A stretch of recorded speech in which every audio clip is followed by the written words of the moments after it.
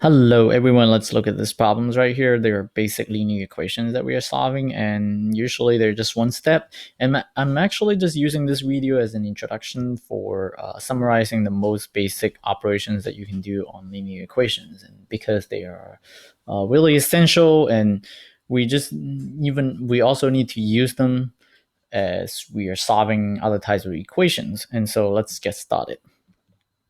Okay, so let's look at this one. This one, I actually put them side by side just to compare because we have x adding some number equals another number. And then this one is x equals x minus some number equals another number. And so what we are doing here is that we just want to see how the operations are done.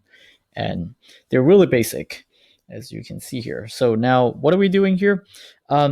Basically, when we try to solve the equation, we are trying to isolate the x. We want to find the x value that will satisfy this equation. Satisfy means that it will make the equation true when you plug in that value. And so what we are doing here is that we got to reverse the operation that we have right here. Like if we are adding 13 to the x, and then we get the 20, we just need to think about what number that we have for x so that we can, when we add 13 to it, we get the 20. So in this case, we are going to do the opposite operation for the addition, which is subtracting the 13. And when we subtract the 13, we got to subtract that from both sides so that we can reverse this operation, because it's already assumed that the 13 is already added to this side to obtain the 20. And so even though we don't know what originally that number was, but we already added the 13 to that number, and so that we get the 20. And so all we need to do is to just take away the 13, going back to the original value for the x. Okay, so what can we do here? When we talk about size of the equation, we use the equal sign to divide the two sides. On the left side of the equal sign, that's called the left-hand side of the equation. And so let me just put that right here.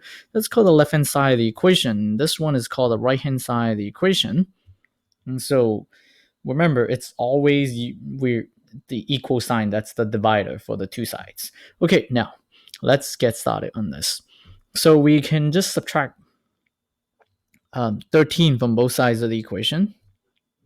And then in this case, we actually are getting what you can see, that the positive 13 and the negative 13, they will get canceled out, right? So you can see that they will get canceled out here. And so just cross them out like this. And then what do we get for the right-hand side of the equation? The right-hand side of the equation is actually 20 minus the 13, right? So make sure that you pay attention to the sign. Remember, those two must be opposite sign in order for them to be canceled. So now we have 20 minus 13. And what can we do right now? We are just getting, so the x is just the x. And then there was an equal sign here. And then we have the 20 minus 13. So that's just 7. Okay, so we get our answer. And to just make your answer look better, we can actually move the x to be closer, because we actually brought down the x from before, right? So we just need to move the x to closer. And then I don't know why the moving to does not work when I try to move the x, so that looks too bad, but whatever. So let's continue with the calculation. Okay, so the answer is 7 for this equation. And what about the other one? The other one is when we subtract the 12 from the x, and then we are getting 5. And in this case, we already have done the subtraction. So there is some number that we subtracted the 12, then we can get the 5. And so all we need to do is to reverse the operation. We add 12 to both sides. So let's add the 12 to both sides of the equation. Remember, again, it's the equal sign that's dividing the two sides. Okay, so what do we get here? We can now cancel out this negative 12 and the positive 12. And then we have the x right here.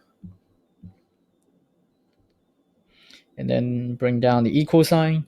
And then we have the 5 and the 12. 5 plus the 12. So what do we get here? We get the 17. So our answer is x equals 17. And again, I'll try to move the x and see if it works. Oh, now it works. I I think I was just putting at the pressing the wrong spot, so that's why it wasn't moved. Okay, now so we get the x equals 17. So as you can see here, the way that we reverse the operation is that if we're adding something, then we gotta subtract it from both sides. If we're in the equation, if we are originally just subtracting something, we need to add that to both sides so that we can reverse that operation. Is that good for this one? So let's move on to multiplication and division and see what's going on. Okay, so now we have two new equations that we have here. This is 4 times x, right? 4x, there is no operation in between. We assume that's multiplication. And so we have 4x equals 15. So that means we have 4 times some number x, and that will give us the 15. And as you can see here, that's another multiplication problem. So what we are going to do right here is that we need to think about what x is, so that when we multiply that x by the 4, we are going to get the 15. And we can also just make the assumption like the previous two examples. We assume that there was some number that we multiply the 4 so that we can obtain the 15. So it's already done right here. The 15 is hiding it. And so all we need to do right now is to think about, okay, so what can we do? We can reverse the process. So if it's multiplication right here, then what happens? Then we can actually do division. So we can divide both sides of the equation by 4 to reverse the operation. So let's do that. So when we do division, we actually need to use the fraction line right here. And then see that compared to the previous example, we didn't put a line, right, when we put the number under our equation. So now let's go back to the previous two problems. See that I didn't put a line as a fraction line to do the division because I wasn't dividing, right? I was subtracting and adding. And so make sure that you can tell the difference and don't get confused when you're doing a mix of different operations. So this is division. And so as you can see here, we can actually cancel the 4 and the 4. So now we are left with just the x, right? So we're just left with the x. What about the 15 over 4? It's just 15 over 4. We actually don't even need to do too much. And then we are finished with the problem. So you can just leave it as an improper fraction, or you can simply do long division and then turn it into a decimal or a mixed number. It's up to you. It doesn't really matter here. So we just want to demonstrate the idea on how the operation is reversed. This one, again, it's multiplication, but this time there was a negative number that's attached to the x. And so following what we were just doing here, we need to, instead of dividing by a positive 3, we have to divide by whatever number that we see here. So to reverse the operation, we need to divide by the negative 3. So we need to include the sign. And then we got to do the same thing on the other side of the equation. So divide by negative 3. Okay, so what are we getting here? The negative 3's will get canceled on this side. So on the left side, we just have x. Then copy down the equal sign here. So just bring down that equal sign. And then what do we get here? 21 divided by negative 3. What is 21 divided by negative 3? It's actually, it's a positive number divided by a negative number. So we are going to get a negative number. So usually we should write down the sign first. And then 21 divided by 3 is just 7. So we have the answer 7 here.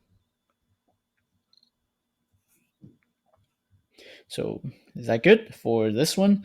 And yeah, so I didn't do any division yet because the division, we can look at that when we look at the more complicated examples later on.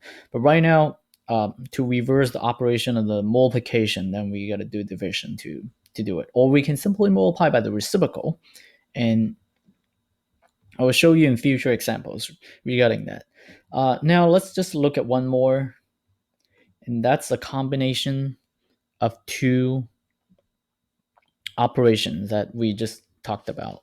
Okay, so now let's look at this equation right here. We have 8 minus x equals 13. And so we have two operations right here. There was a negative 1 times the x, and then there was also an 8. And actually, you may say, isn't that just 8 minus x equals 13? It feels like it's just one operation right here, but we can actually treat the equation like this. We can think of the equation this way, which is 8 and then plus, and then negative 1 times x. is equal to 13. So we can actually look at the equation this way. And then so you can see that we got to get rid of the 8. And then we also need to get rid of that -1 so that we can have the x isolated. And so what can we do right now? We got to do the first operation on just like the first two examples. We have what? We need to subtract the 8 from both sides. Because this is, we don't have any sign in front of the 8, so we assume that that's positive 8, right? So we need to subtract the 8 to cancel it. So we gotta subtract the 8 from both sides. Now, it's not a good idea to put the -8 right here. We cannot be too sloppy because remember when we do the operation, we got to do it to both sides of the equation to balance it so that we are not changing the problem. We are not changing the equation. If you put the other -8 right here, that's still on the left side. So that's not good. So don't do that, right? So we got to put it on the right side of the equal sign because we already put 1 on the left side of the equal sign. Okay, so now we're just subtracting. And now, as you can see here, we can cancel the 8 and the -8 here. Remember, they are in opposite signs, right? One positive, one negative. So if they're the same sign, we cannot really cancel them. Okay, now, when we do this operation, we got to copy down whatever that's left over here. And when we put down the x right here, it's easy, extremely easy to forget that minus sign because that minus sign should be following the x, not following the 8, right? So it should go with the x because that's actually the coefficient of the x.